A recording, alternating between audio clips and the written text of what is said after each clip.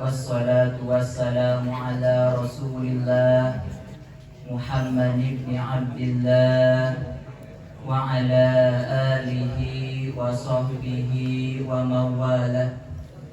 Rabbi shrahli sadri wa yassirli amri wahlul 'uqdatam min lisani yafqahu qawli wasaddid lisani wahdi qalbi bihaqqi sayyidina Muhammadin sallallahu alaihi wasallam birahmatika ya arhamar rahimin. Yang saya hormati para habaib, para alim ulama, para kiai, para tokoh agama, tokoh masyarakat, wabil khusus yang telah hadir di tengah-tengah kita, guru-guru kita semua. Mudah-mudahan para habaib, para alim ulama, para asatid, guru-guru kita semua mudah-mudahan dipanjangkan usianya oleh Allah Subhanahu wa Ta'ala, rizkinya diluaskan, hidupnya diberkahkan, putra-putrinya mudah-mudahan dijadikan sebagai putra-putri yang sholih dan sholihah. Amin ya Allah ya Rabbal alamin. Yang saya hormati pula aparatur pemerintah, baik sipil, TNI ataupun Polri-nya, wabil khusus aparatur pemerintah yang telah hadir di tengah-tengah kita. Mudah-mudahan aparatur pemerintah kita mudah-mudahan dalam menjalankan tugasnya diberikan amanah dan istiqomah oleh Allah Subhanahu wa Ta'ala. Amin ya Allah ya Rabbal alamin. Yang saya hormati pula keluarga besar daripada Kiai Haji Ahmadi bin Kiai Haji Iya bin Kiai Haji Ajroi bin Mbah Dalem Buyut Talimah, baik dari yang di sini di Cepetir ataupun dari keluarga besar Kiai Haji Iid Ibrahim dari Tambakan, yang alhamdulillah keluarganya telah sama-sama hadir di tengah-tengah kita, dan juga keluarga besar dari Kiai Haji Muhammad Miftahuddin dari Kampung Sukamanah, yang alhamdulillah juga keluarganya telah nampak hadir di tengah-tengah kita. Mudah-mudahan semua cucu cicit daripada keluarga besar Kiai Haji Ahmadi mudah-mudahan semuanya diberkahkan sama Allah. Mudah-mudahan cucu cicitnya menjadi kebanggaan bagi nenek-nenek moyangnya. Amin ya Allah ya Rabbal alamin.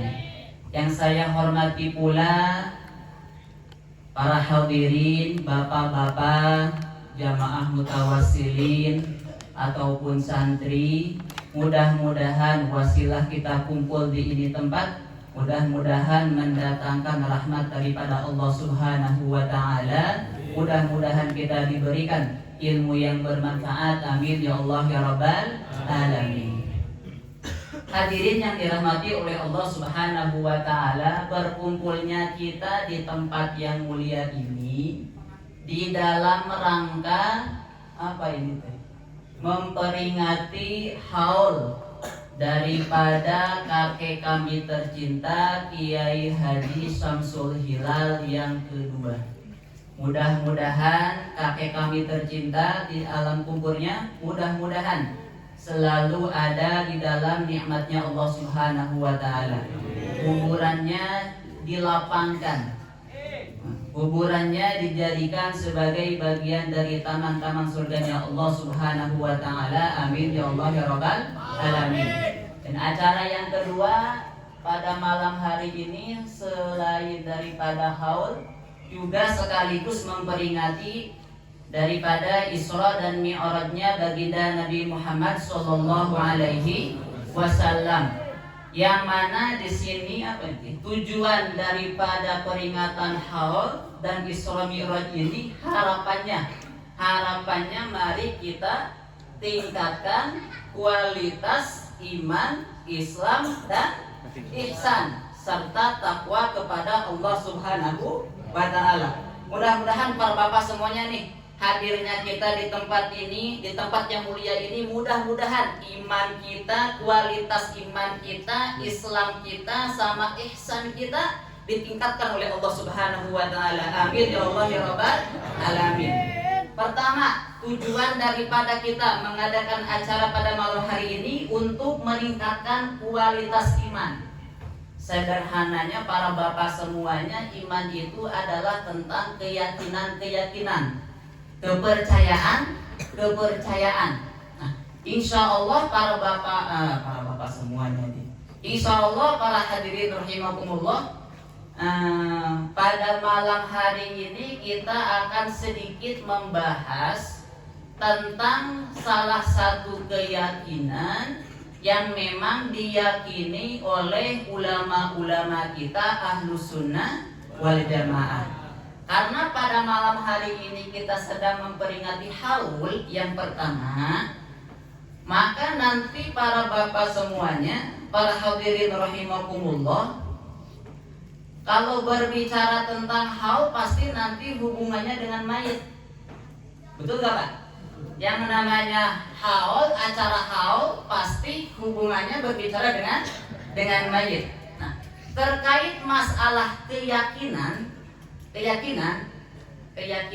tentang masalah mayit ini, para hadirin rahimakumullah, ada keyakinan tentang amalan yang ada hubungannya dengan mayit. Amalan yang ada hubungannya dengan mayit.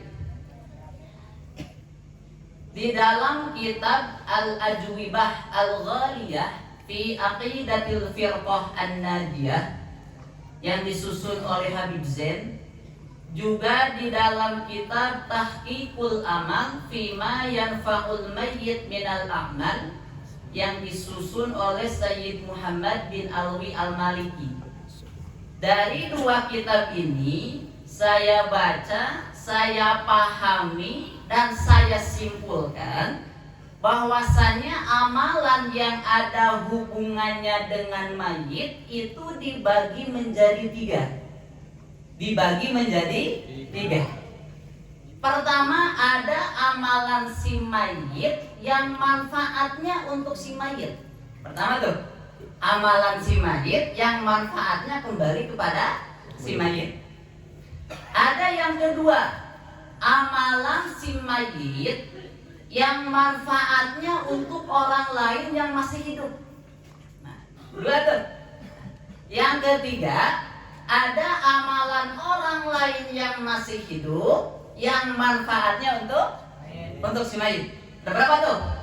Tiga. Satu, amalan si mayit yang manfaatnya untuk mayit. Yang kedua, amalan si mayit yang manfaatnya untuk orang lain yang masih hidup. Yang ketiga, amalan orang lain yang masih hidup yang manfaatnya untuk mayit. Pertama sekarang, amalan si mayit yang manfaatnya kembali kepada si mayit.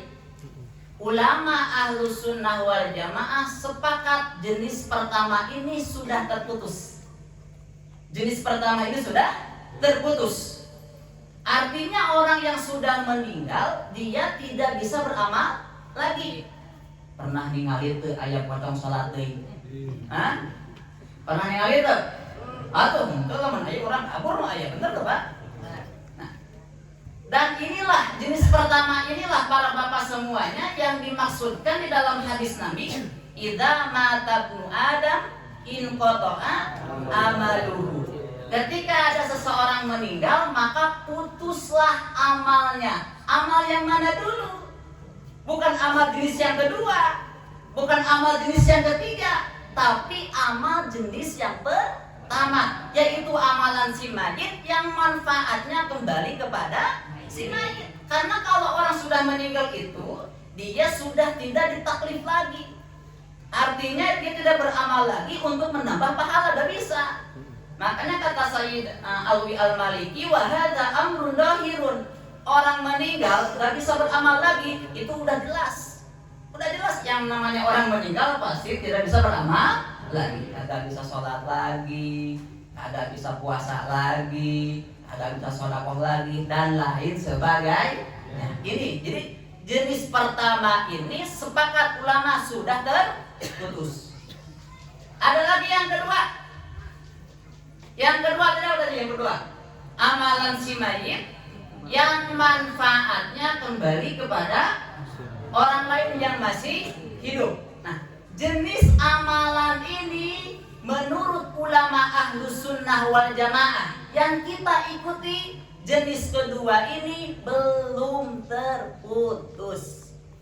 Belum terputus. Artinya apa? Artinya orang yang sudah meninggal itu mereka masih bisa memberikan manfaat kepada orang yang masih hidup. Orang nunggus maut Pak masih bisa merek manfaat ka jelema masih kene hidup. Ini akidah Ahlussunnah wal Jamaah, dan ini harus kita tanamkan dalam hati kita nih. Karena tujuan kita apa Pak? Meningkatkan kualitas iman. Di iman kita nih pada malam hari ini kita upgrade Pak. Kita tingkatkan. Salah satunya apa? Kita harus yakin, seyakin-yakinnya. Jangan ragu, jangan mambang, apalagi mengingkari. Harus benar-benar percaya 100% tanpa dibarengi dengan keraguan bahwa orang yang sudah meninggal itu masih bisa memberikan manfaat kepada orang yang masih hidup. Dalilnya ada. Soalnya kan sekarang ini para hadirin rahimakumullah, kadang-kadang kalau kita beramal suka dipinta apa tuh? Minta dalil. Ente maulid, mana dalilnya? Ente rejaban, mana dalilnya? Ente tahlilan, mana dalilnya? Kalau kagak ada dalil, bid'ah ente neraka. Kan gitu sekarang ya? Ya. Dalilnya ada gak? Ada. Bahkan banyak dalilnya. Cuman satu aja nih Pak. Kita sebutkan satu dalil saja yang menunjukkan bahwasannya orang yang sudah meninggal itu mereka masih bisa memberikan manfaat kepada orang yang masih hidup. Dalilnya ada, sahih, tercantum di dalam Sahih Bukhari, juga tercantum di dalam Sahih Muslim. Hadis yang mana? Hadis yang berbicara ini nih tentang peristiwa Isra dan Mi'rajnya baginda Nabi Muhammad Sallallahu Alaihi Wasallam. Sudah tidak asing lagi para hadirin rahimakumullah, ketika Nabi Isra Mi'raj bertemu sama Allah, Nabi diperintahkan melaksanakan sholat 50 waktu. Betul guys? Betul. Ini jelas. Semua harus sudah tahu cerita ini. Ketika Nabi membawa sholat 50 waktu dari Allah, ketika turun ketemu sama Nabi siapa tuh? Ketemu sama Nabi Musa di langit keberapa tuh? Di langit ke-6. Ketika ketemu sama Nabi Musa, kata Nabi Musa, ya Muhammad, irji ila rabbik fas'alhu tahfif. Irji ila rabbik fas'alhu tahfif. Ya Muhammad, udah deh, kembali lagi aja sama Allah deh. Minta diringanin deh. Jangan 40. Aduh, keberatan. Minta diringanin. Akhirnya Nabi Muhammad kembali gitu. Kembali. Ini merupakan luar biasa adab daripada Nabi Muhammad SAW. Sekalipun saran ini muncul dari orang yang derajatnya lebih bawah. Nabi Muhammad itu derajatnya Pak lebih tinggi daripada Nabi Musa. Tapi ketika Nabi Musa memberikan saran, pesan, nasihat, diambil gitu. Diambil. Nah, ini pelajaran bagi kita bahwasanya andai kata ada orang lain memberikan nasihat, selama itu nasihat yang baik bagi kita, sekalipun dia ada di bawah kita, ambil. Nabi Muhammad kembali kepada Allah. Minta apa tuh? Diringanin yang asalnya 50 jadi 45. Ketemu lagi sama Nabi Musa. Kata Nabi Musa, irji ila rabbik fas'alhu tahfif. Kembali lagi aja deh, tadi diringanin, kembali lagi. Ulang lagi ketemu sama Nabi Musa, kembali lagi, terus yang ujung-ujungnya sampai 5 waktu. Yang menjadi poinnya, ketika waktu itu Nabi Muhammad ketemu sama Nabi Musa, Kira-kira Nabi Musa saja masih hidup atau sudah meninggal? Masih hidup atau sudah meninggal? Sudah meninggal, sepakat semuanya. Nabi Musa itu sudah meninggal. Oleh karena itu umat Nabi Muhammad nih, dari dulu sampai sekarang, bahkan ila yaumil kiamah, semuanya ada dalam keberkahan Nabi Musa. Semuanya ada dalam keberkahan Nabi Musa. Kita sekarang setiap hari sholat 5 waktu, itu semua merupakan manfaat yang diberikan oleh Nabi Musa yang sudah meninggal. Berarti dari hadis ini dapat diambil satu pemahaman dan keyakinan bahwasanya orang yang sudah meninggal itu masih bisa memberikan manfaat kepada orang yang masih hidup. Bahkan kata Imam Al-Haddad, kata beliau, innal amwata aktsaru naf'an lil ahya'i minhum lakum.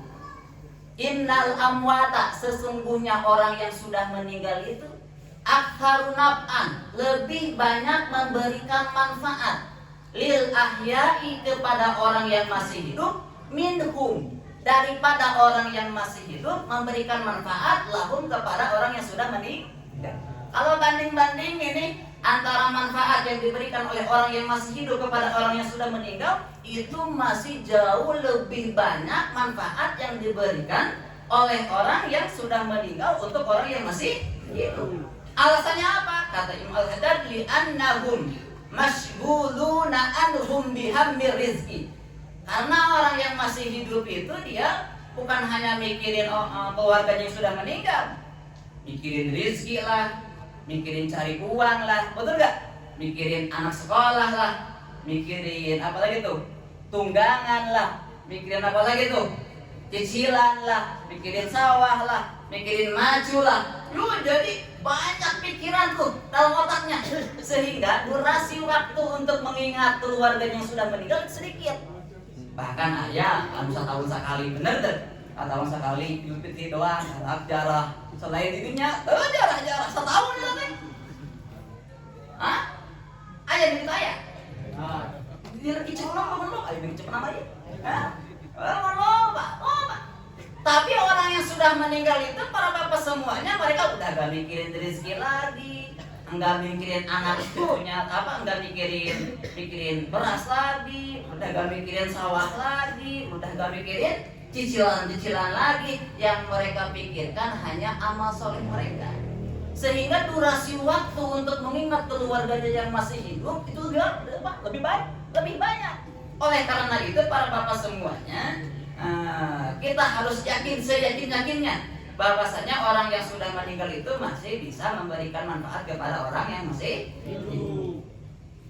Bahkan kata Imam Al-Haddad lagi, sebagaimana yang dicantumkan oleh muridnya Syekh Ahmad Sajjar di dalam kitab Tathbitul Fuad, kata Imam Al-Haddad, ahlul barzakhi minal awliya'i fi hadratillahi, faman tawajjaha ilaihim tawajjahu ilaihi. Kata Imam Al-Haddad, ahlul barzakhi minal awliya'i fi hadratillahi, para wali-wali Allah di alam barzah itu mereka semua ada dalam hadrahnya Allah. Faman tawajjaha ilaihim, siapa orang yang menghadap, tawajjuh kepada para wali, tawajjahu ilaihi, maka para wali akan menghadap kepadanya. Para wali akan menghadap kepadanya. Mana anak tawajjuh? Tawajjuh itu apa? Tawajjuh itu menghadap itu apa? Kita menghadap kepada para wali, maksudnya apa? Para wali menghadap kepada kita, maksudnya apa? Nah, diperjelas lagi oleh muridnya Syekh Ahmad Sajjar, paman tawajjaha ilaihim bil mahabbah, siapa orang yang tawajjuh kepada para wali, menghadap kepada para wali, bil mahabbah, dengan rasa cinta, dengan mahabbah dalam hatinya, cinta sama wali, tawajjahu ilaihi bi husuli matlubihi wa qada'i hawaijihi minallahi ta'ala, maka para wali akan menghadap kepadanya dengan cara memohonkan kepada Allah supaya hajat-hajatnya dikabulkan sama Allah. Berarti orang yang sudah meninggal masih bisa memberikan manfaat tuh? masih bisa mendoakan. Makanya kita sering ziarah kepada para wali itu ya. Di sini kan suka ada tuh ya, yang dari pimpinan daripada Kun Mamang, ziarah kubur kepada para wali songo atau kemana saja gitu kan. Itu sebagai bentuk mahabbah kepada para wali. Harapannya mudah-mudahan dengan adanya rasa mahabbah kita kepada para wali nanti akan ingat kepada kita, akan memohonkan kepada Allah segala hajat-hajat kita. Para wali itu pakai kasih Allah. Ketika sang kekasih dipinta sesuatu oleh kekasihnya, pasti tidak mungkin menolak. Insya Allah kabul. Insya Allah kabul. Dua. Yang ketiga, apa yang ketiga? Orang yang masih hidup terus memberikan manfaat kepada orang yang sudah meninggal. Dan ini pun sama di dalam akidah Ahlus Sunnah wal Jamaah, belum terputus. Jadi dua jenis amalan ini, yang kedua sama yang ketiga, itu tidak bisa dimasukkan ke dalam hadis inna idza mata ibnu adam in qata'a amaluhu.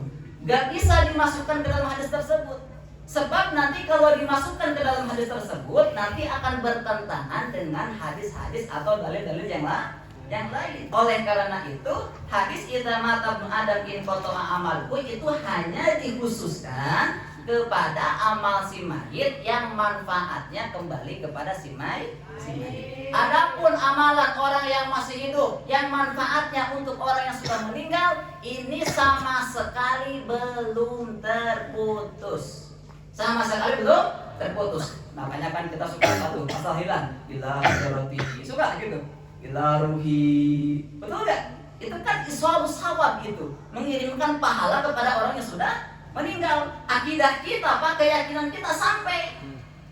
Bahkan semua ulama madhab, baik ulama-ulama madhab Hanafi, baik ulama-ulama madhab Maliki, baik ulama-ulama madhab Syafi'i, baik ulama-ulama madhab Hambali, semuanya sepakat bahwasanya orang yang masih hidup itu dia bisa memberikan manfaat atau pahala kepada orang yang sudah meninggal. Jelas Pak, itu ada, referensinya ada. Dan ini semuanya dicantum oleh Sayyid Muhammad bin Alwi al-Maliki di dalam kitabnya Tahqiqul Amal Fima Yanfa'ul Mayyit Minal A'mal. Bahkan di sana dicantumkan pendapat Imam Ibnu Taimiyah yang sering dijadikan oleh sekelompok orang, atau pendapatnya Imam Ibnu Qayyim al-Zawjiyah, yang dua ulama ini pun yang sering mereka ikuti, dua ulama ini pun itu sepakat bahwasanya orang yang masih hidup masih bisa memberikan manfaat kepada orang yang sudah meninggal. Mudah-mudahan para hadirin rahimakumullah, dengan acara pada malam hari ini, mudah-mudahan kualitas iman kita meningkat di sisi Allah.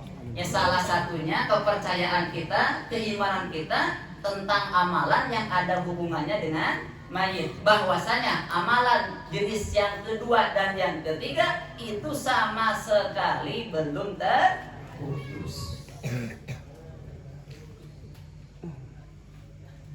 Teruskan toh. Dibangun jempling, dibangun turun,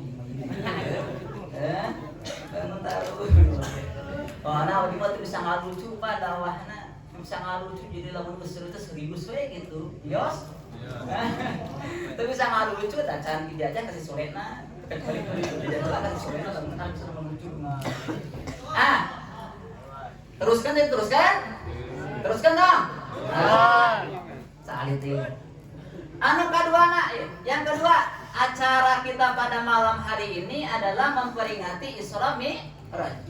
Yang salah satu tujuannya ini setelah meningkatkan kualitas iman, juga meningkatkan kualitas Islam. Islam sederhananya amaliyah dohir, perbuatan dohir, sholat, zakat, puasa, bakti sama orang tua, dan lain sebagainya.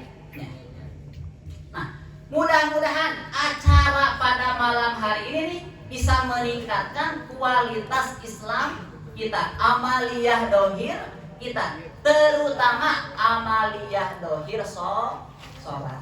Karena kan hasil daripada Isra Mi'raj itu adalah sholat. Nah, terkait sholat ini kita tingkatkan tentang amaliyah sholat kita, para hadirin rahimakumullah. Terkait sholat, manusia itu ketika dihubungkan dengan melaksanakan sholat, maka manusia dibagi menjadi 3. Sekali lagi, manusia apabila dihubungkan dengan melaksanakan sholat, maka manusia itu ada 3. Sekurang-kurangnya ada 3. 1, ada orang yang mendawamkan sholat. Mendawamkan sholat. Hal ini berdasarkan firman Allah, alladzina hum ala sholatihim daimun. Daimun. Daimun.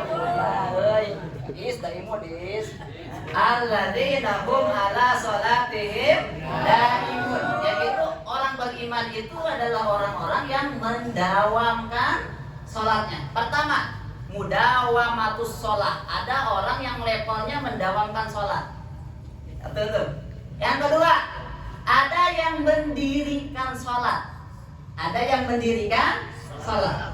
Hal ini berdasarkan firman Allah yang tadi kita baca di awal surat Al-Baqarah, alladzina yu'minuna bil ghaibi wa yuqimunas shalah. Nah, orang yang bertakwa itu adalah orang-orang yang mendirikan sholat. 2 tuh, iqamatus sholah, mendirikan sholat. Atau berdasarkan firman Allah, aqimus sholah, dirikanlah sholat.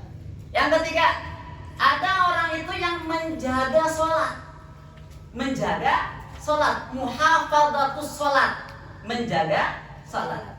Hal ini berdasarkan firman Allah, qad aflahal mu'minun, sungguh bahagia orang-orang yang beriman. Siapa orang yang beriman? Dalam ayat selanjutnya dijelaskan, walladzina hum ala sholatihim walladzina hum ala sholawatihim yuhafidun, yaitu orang-orang yang menjaga sholatnya.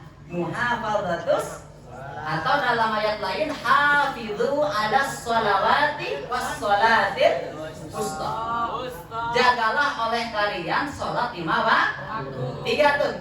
Jadi ada yang mendawamkan sholat, ada yang mendirikan sholat, ada yang menjaga sholat. Beda gak? Beda Pak. Beda gak? Beda. Pertama, mendawamkan sholat. Apa pengertiannya?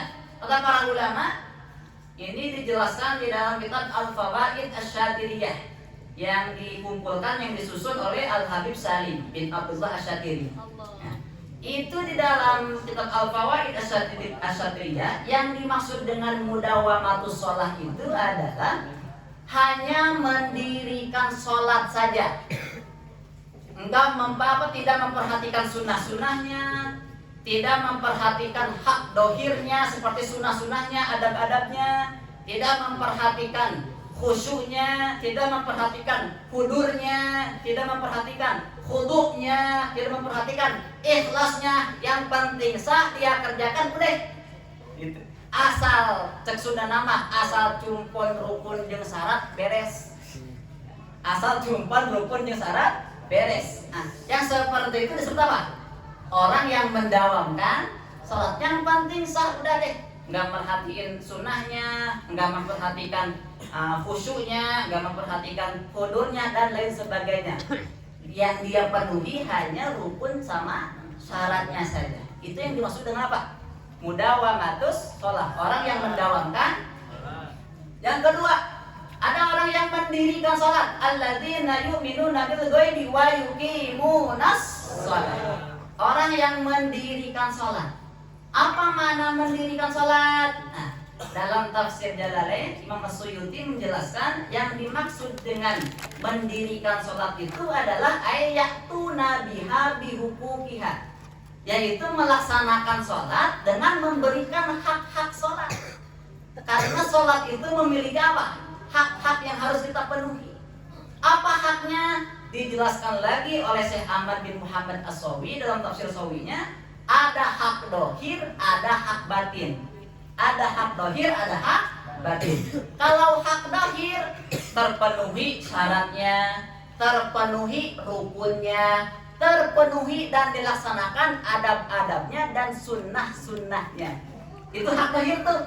Jadi bukan hanya memperhatikan rukun sama sholatnya saja, tapi plus adab sholatnya, plus sunnah-sunnah sholatnya.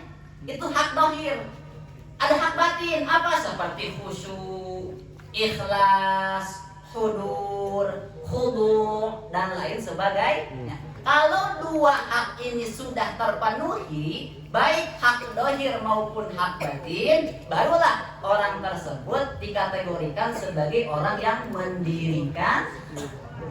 Yang ketiga, ada yang disebut dengan muhafadzatus shalah atau orang yang menjaga sholat. Apa pengertiannya? Kalau orang yang menjaga sholat itu bukan hanya hak dohir sama hak batinnya yang diperhatikan, plus rawatibiha, dijaga juga sunnah rawatibnya, qabliyah, ba'diyahnya dijaga tuh. Bahkan ditambahi lagi wa isbagi wudu'iha, disempurnakan wudunya. Jadi muhafadzatus shalah itu menjaga syaratnya, menjaga rukunnya, menjaga adab sholatnya, menjaga sunnah sholatnya, menjaga ikhlas khusyuknya, menjaga qobliyah ba'diyahnya, juga menjaga apa? Kesempurnaan wudunya. Ini yang dimaksud dengan muhafadzatus atau orang-orang yang menjaga. Berarti level tertinggi apa tuh? Nah, muhafadzatus shalah. Kalau sholat kita sudah mencapai kepada level iqomah, minimal iqomah, bagusnya muhafadzah, maka nanti sholat kita baru akan masuk kepada kategori sholat yang ada dalam firman Allah, innas sholata tanha anil fahsya'i wal munkar. Sesungguhnya sholat itu apa? Bisa mencegah kita dari perbuatan keji dan urang mah rajin sholat mah pancek dina Al-Quran cenah ari sholat bisa ngabentengan urang tina migawe maksiat. Tapi ini buktina urang sholat mah sholat, maksiat mah jalan. Ieu teh kumaha caritana? Al-Quran bohong atau mustahil Pak? Mustahil Al-Quran bohong. Teu bohong, Al-Quran mah bener. Makanya pahamina secara utuh. Tingali lapadna innas sholata tanha anil fahsya'i wal munkar. Itu di dalam kitab Al-Fuyudatur Rabbaniyah karya Habib Zain bin Sayyid mengutip perkataan dari Al-Habib Idrus bin Umar Al-Habsyi.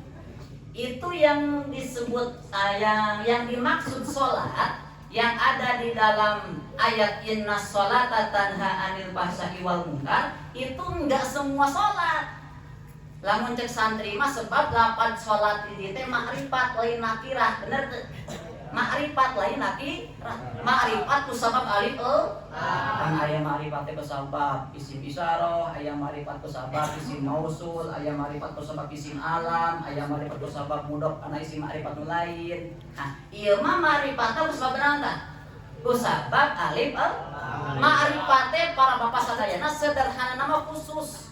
Nakirah umum, makrifat khusus. Lapan as-shalah yang ada di dalam firman Allah innas sholata itu makrifat menunjukkan pada khusus. Enggak semua sholat bisa tanha anil fahsya'i wal munkar, tapi sholat khusus.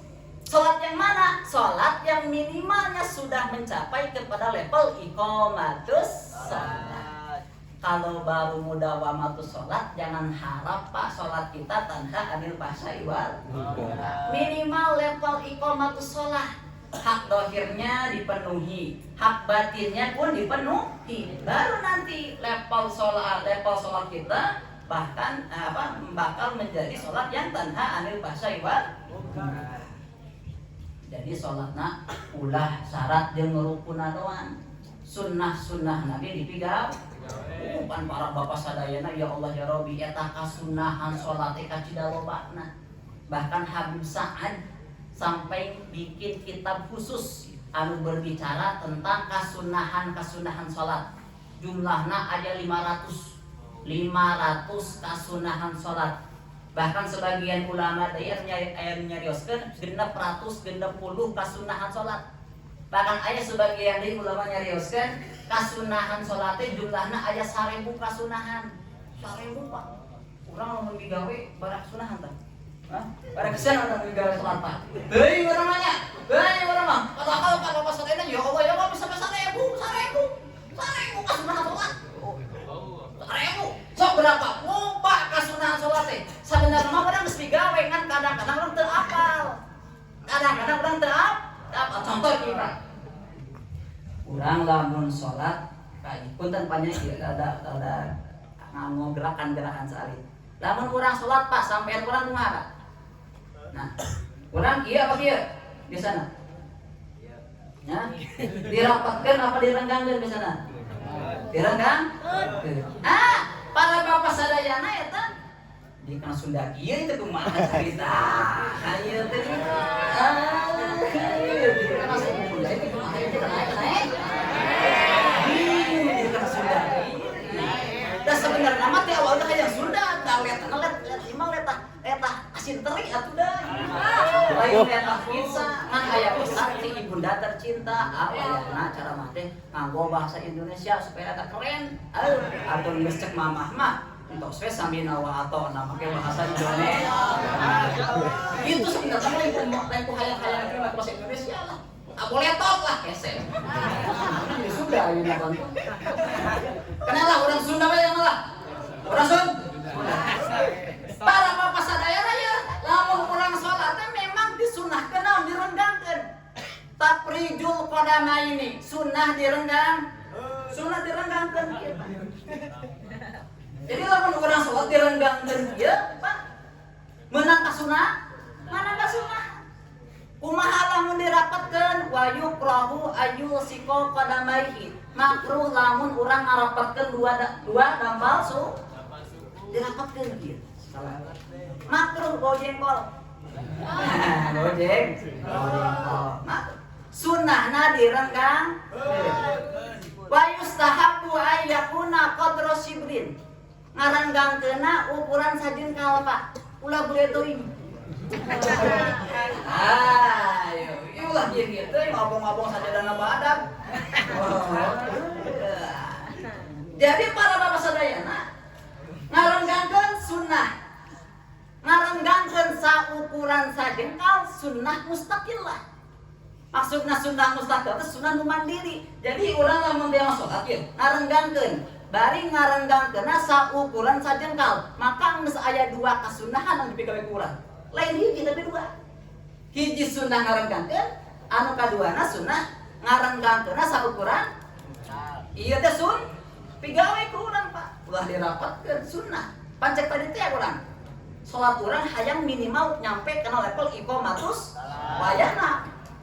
Kudu daek naon? Alaksanakeun sunnah-sunnah. Naon teh sunnah salat? Misalkan dina pas maca takbiratul ihram. Pas maca takbiratul ihram. Eta dina Fathul Wahhab dijelaskeun wa sunnah limusallin raf'u kaffaihi. Wa sunnah limusallin raf'u kaffaihi. Disunahkeun pikeun jelema anu salat arek imam arek makmum arek sorangan disunahkeun apa? Raf'u kaffaihi ngangkatkeun dua dampal leungeunna.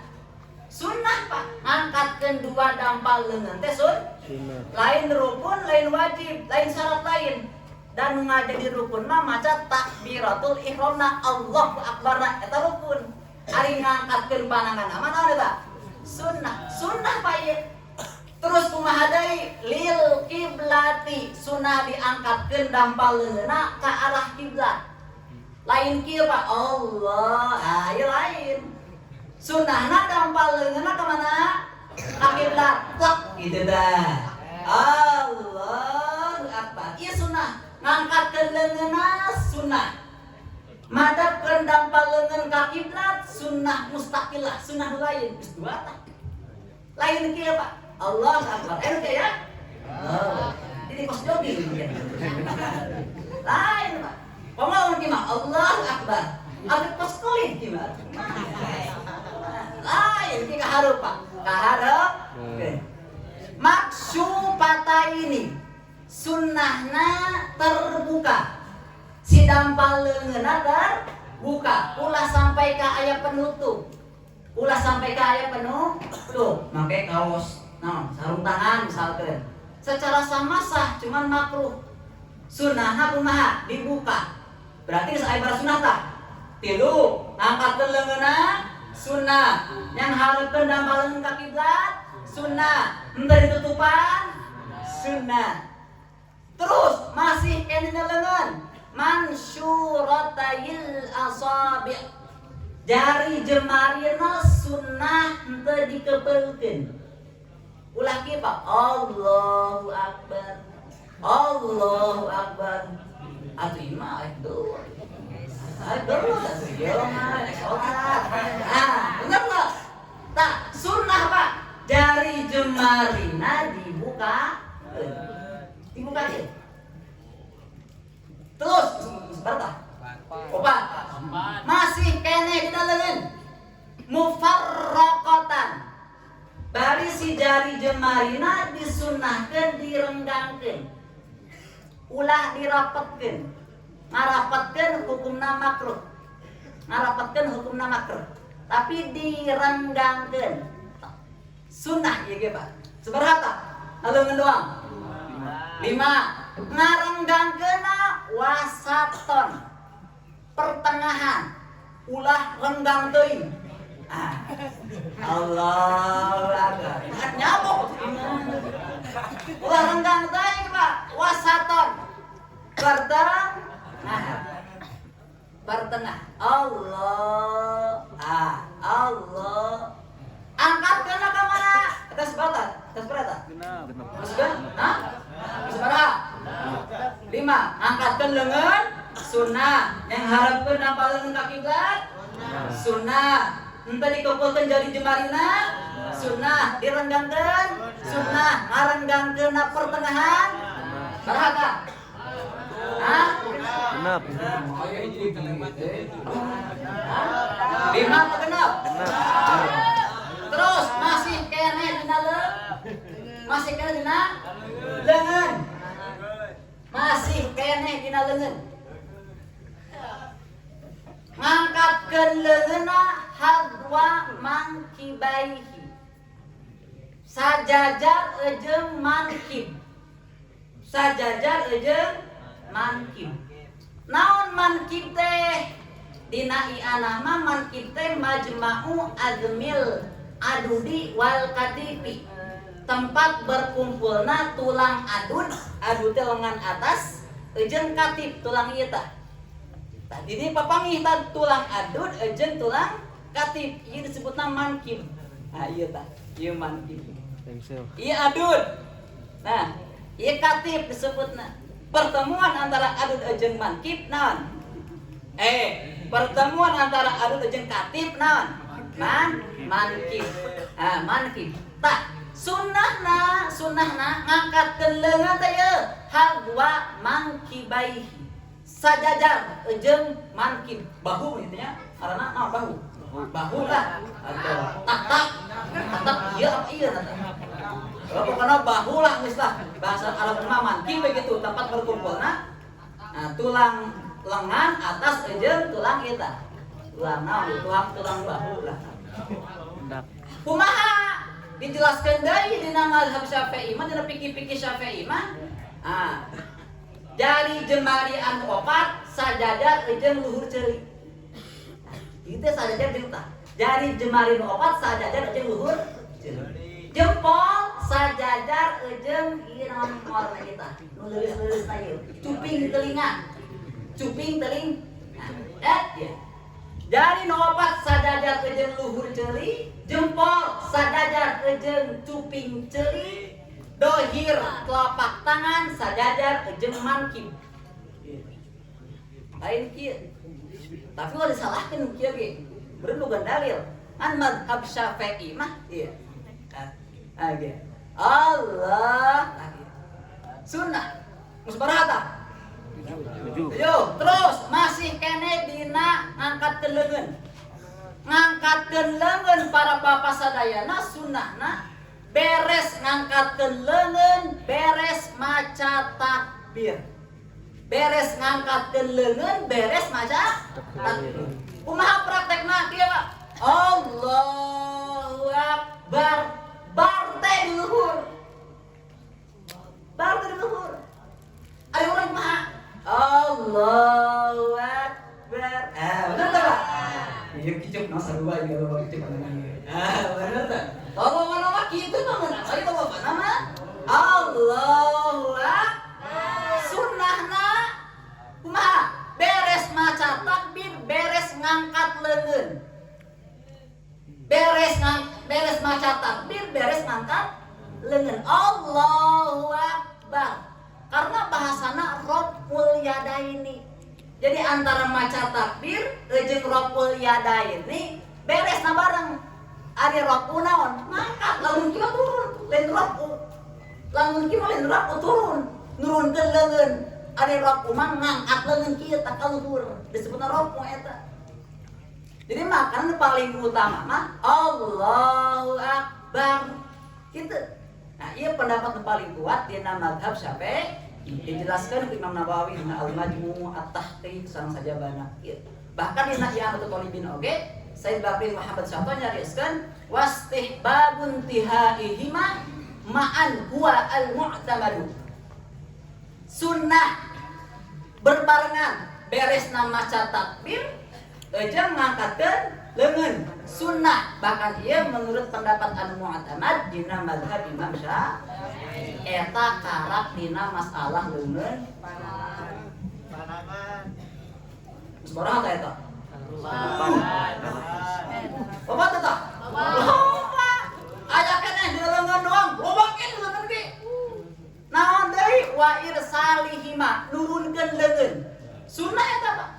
Jadi ulah diantepun di luhur. Allahu Akbar. Bismillahirrahmanirrahim. Alhamdulillahirabbil alamin. Ulah gimana? Pas konser kan lagi pas konser. Turunkeun. Nurunkeun leungeun ieu Pak. Sunnahna lainan aw rafiqan lalaunan. Sunnah mustaqilah eta. Jadi ulah kieu Allahu Akbar. Wah. Lalaun Allahu Akbar. Allahu Akbar pada luar Allahu Akbar. Turunkeun lalau. Sunnah eta sabaraha tah? Loba pokona mah bisi galamian teh ieu. Bisi galamian teh. Apa sasakitu lah. Kayak gitu. Kayak gitu. Papunten para bapak sadayana pilih pada kalamian karena ingin paling inti nama mungkin aya guru kurang sadayana balik kantos parantos disadiakeun ku panitia ki abdi panginten tiasa ngasakitu wae hapunten dina kalapatan kepikiranana sok sangaos awit mudah-mudahan aya manfaatna. Usikum wa nafsi bittaqwa. Wassalamualaikum warahmatullahi wabarakatuh.